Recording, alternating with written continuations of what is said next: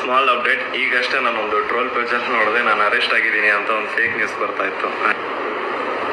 Arrest ಆಗಿದ್ದೀನಿ ಅಂತ ಹಾಕಿದ್ದಾರೆ. ಮೇ ಬಿ ನಾನೇನೋ ಕೊಟ್ಟಿಲ್ವಲ್ಲ, ಹಾಗಾಗಿ ಆ ಥರ ಥಿಂಕ್ ಮಾಡಿರ್ಬೋದು. ಏನಿಲ್ಲ, ನಾನೇನು ಅರೆಸ್ಟ್ ಆಗಿಲ್ಲ, ಅರೆಸ್ಟ್ ಆಗೋದು ಇಲ್ಲ. ಯಾಕೆ ಆಗ್ತೀನಿ ಗುರು ಸುಮ್ಮನೆ.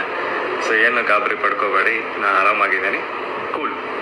ನ್ಯಾಯ ಕೇಳೋದ್ರಲ್ಲೂ ಜಾತಿ ಧರ್ಮ ಅನ್ನೋದು ಎಲ್ಲಿಂದ ಬಂತು ನನಗಂತೂ ಗೊತ್ತಿಲ್ಲ.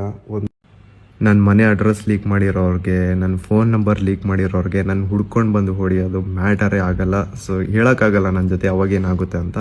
ಹಾಗಾಗಿ ಎಲ್ಲ ಕಂಟೆಂಟ್ ಕ್ರಿಯೇಟರ್ಸಲ್ಲೂ ನಾನು ಕೇಳ್ಕೊತಾ ಇದ್ದೀನಿ, ಪ್ಲೀಸ್ ಈ ಒಂದು ವಿಷಯದಲ್ಲಿ ನಿಮ್ಮ ವಾಯ್ಸ್ನ ರೇಸ್ ಮಾಡಿ. ನಮ್ಮ ಕನ್ನಡ ಕಮ್ಯುನಿಟಿ, ಯೂಟ್ಯೂಬ್ ಕಮ್ಯುನಿಟಿನ ಪವರ್ ಏನು ಅಂತ ಈಗಲಾದರೂ ತೋರಿಸ್ಕೊಡಿ.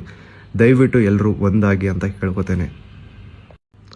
ಆ್ಯಂಡ್ ಈ ಗೌಡ್ರ ಕುಟುಂಬಕ್ಕೆ ಸಪೋರ್ಟ್ ಮಾಡುವಂತಹ ಟ್ರೋಲ್ ಪೇಜಸ್ ಅವರು ಏನು ಹೇಳ್ತಿದ್ದಾರೆ ಅಂತಂದರೆ, ನಾನು 35 ಲಕ್ಷ ಲಂಚ ಇಸ್ಕೊಂಡು ಈ ಸೌಜನ್ಯ ಕೇಸ್ ಬಗ್ಗೆ ವಿಡಿಯೋ ಮಾಡಿದ್ದಂತೆ. ನಾಚಿಕೆ ಆಗ್ಬೇಕಲೇ ನಿಮಗೆಲ್ಲ, ಏನಂತ ಯೋಚನೆ ಮಾಡ್ತಿರೋ? ನಾನು ಎಡಿಟರಿಗೆ ಪೇ ಮಾಡೋದಕ್ಕೆ ನನ್ನ ಹತ್ರ ದುಡ್ಡಿಲ್ಲ, ನಾನು 35 ಲ್ಯಾಕ್. ನಾಚಿಕೆ ಆಗ್ಬೇಕು ನಿಮಗೆ.